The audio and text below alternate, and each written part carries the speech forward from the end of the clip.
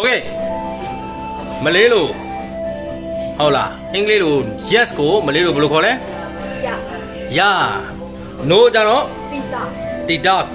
နော်တီတာကဘာတော့တောင်းမတီဘူးတတောင်းကျွန်တော်မသိဘူးကျွန်မမသိဘူးစာရတတောင်းနော်ကျွန်တော်သိပြီစာရဆူရာတောင်းနော်နားလေတာကပါဟန်ပါလို့အတိတ်ပါနဲ့အတန်ထွက်ရပါတယ် F နဲ့ရေးပြီးမှပါနဲ့အတန်ထွက်တယ်ပါဟန်နော်ရေးတဲ့နေရာမှာဖာဟန်ဆိုပြီးတော့ဖြစ်တယ်စကားပြောတဲ့နေရာမှာတော့ပါဟန်နဲ့သုံးတယ်နားလေတယ်ငါနားလေတယ်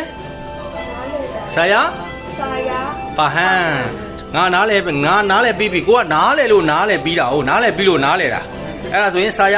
ဆိုတာပါဟန်စာရဆိုတာပါဟန်လားနားမလဲသေးဘူးဆိုရင်